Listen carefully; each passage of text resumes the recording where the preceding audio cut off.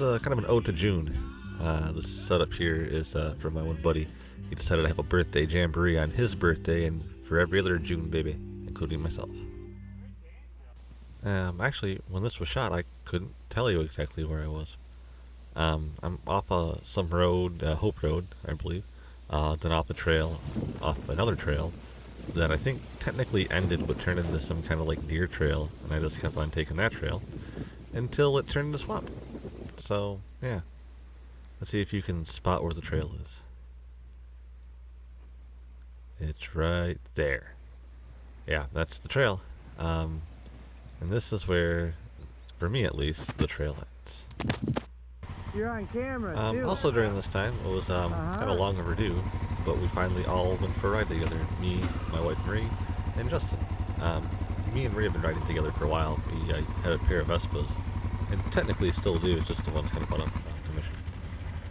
Justin just got his bike, I don't know, about 2-3 months before this was taken. So it was about time for us to go for a ride. So we're going up to Bay City.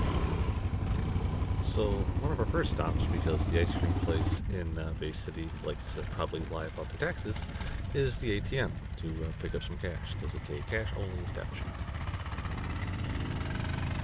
Well, at the ATM, but just to amuse you for a second.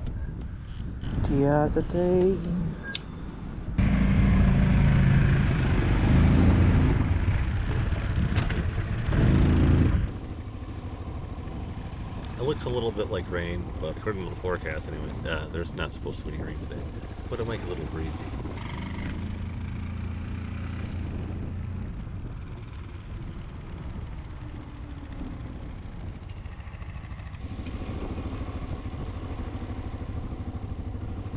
So this is the first time Marie rode with us, and I had her take points so she'd feel more comfortable.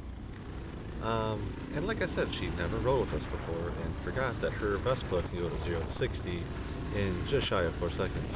And my top speed is about 50-ish, and I haven't hit it quite yet, but we're getting there. We're almost at 50. There it is. We hit 50.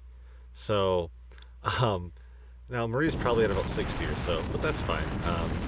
We'll catch up maybe.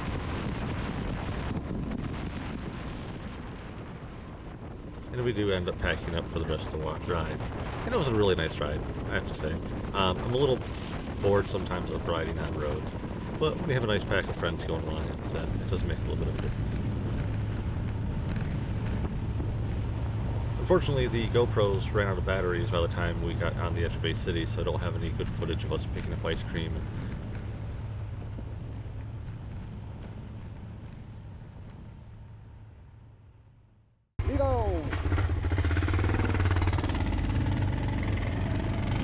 Then after we returned, me and Justin went trailing. This is actually not exactly the same trail, but kind of the same trail-ish area that I showed you earlier off of Hope Road. Justin kind of knows this area a little bit better than me. If he doesn't wipe out there in the sand, man, sand will get you sometimes.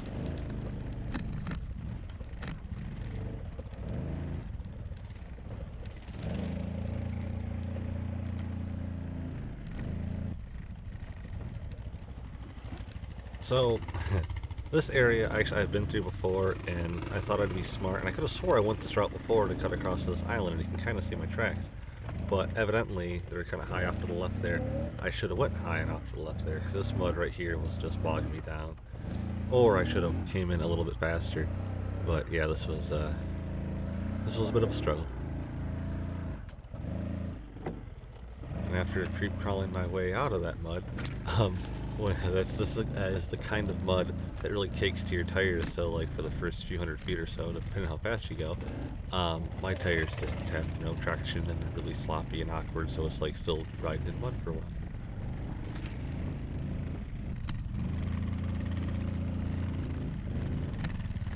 And we go from mud being kind of sloppy and hard to get through to this kind of soft sand, which was also kind of hard to get through. I have to admit, like, I should have probably stayed more in the lower ruts. Sometimes it's better, sometimes it's worse, and it goes probably better. You can tell as soon as I get in those ruts, it just takes right off. So, just an error in judgment on my part.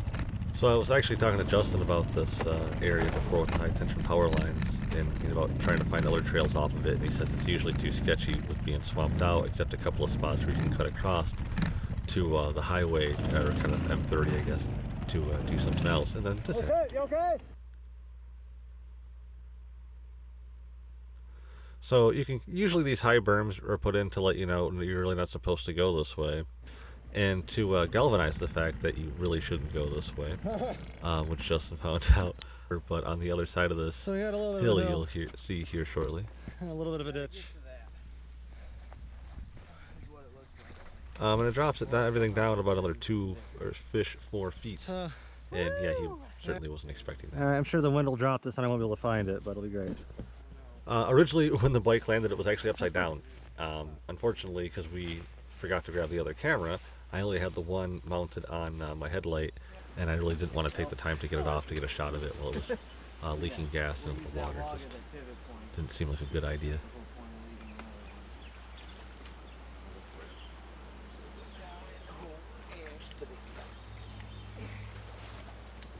It seems like we tend to rescue the heavier bike more often than my bike. I don't know.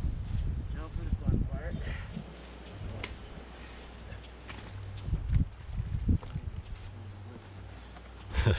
I like the watch of this because it's kind of funny because me and Justin flanked this thing and start looking around for like holding points like a couple like Roman wrestlers.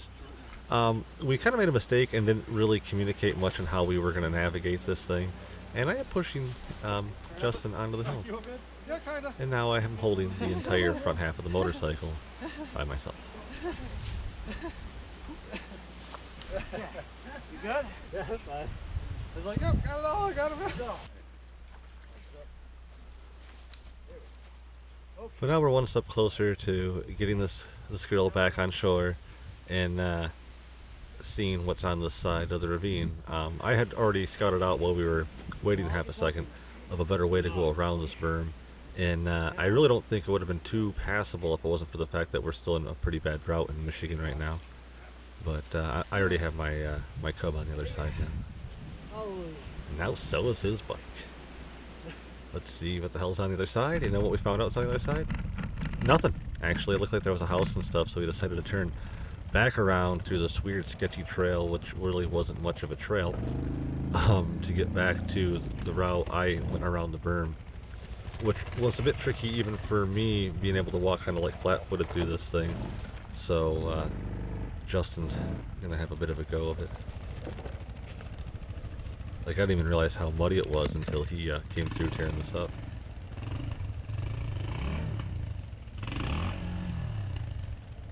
Now, of course, he's stuck on a log. For those that may be newer to the dirt biking trail riding setup, you never want to get too close to your buddy when he's in this kind of situation. You never know when he's going to shoot a log or a branch or rock or whatever back at you, so keep some distance. I was worried about now when I was going to mention about trying to help him get over it, but this bike actually ended up just kind of like chainsawing through the log that was there, which I thought was going to make my life a lot easier. But actually, I still had a hell of a time getting out of here, which was weird because when I was going through it the other way, it was no problem really whatsoever. And it was also around this point in time that it seemed like everything just got super badly stuck. But I also then realized that something must have bumped my shifter because I was no longer in gear. So after I figured that out and put it back into first, that made things a lot easier. I mean, alright, easier, but I still had a bit of a fight getting out.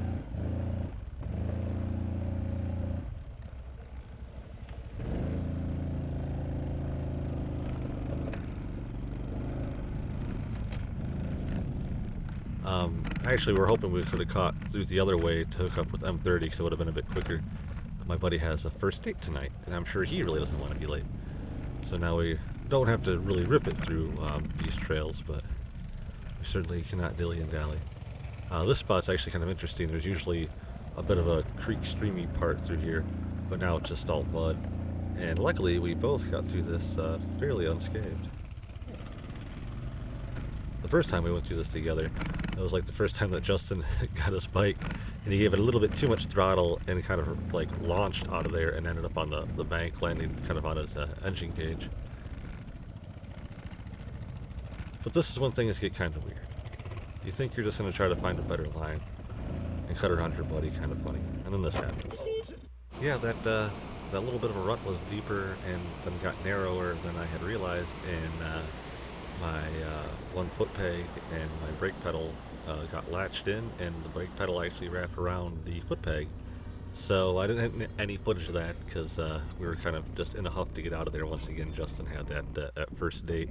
Justin, most T-Man, and I just kind of held the brake and leaned back to make sure the bike wouldn't go anywhere. Well, Justin just pulled really hard on the lower brake lever. Ever since I have no footage of that, I'll just use this little bit of footage of my next adventure as I'm wrapping this up. We go to South Manitou Island, me and Marie. So there'll be no motorbikes or scooters or anything like that. And thanks for everybody for watching this, and tune in next time when you get to check out this adventure on South Manitou Island. Thanks, and take care out there.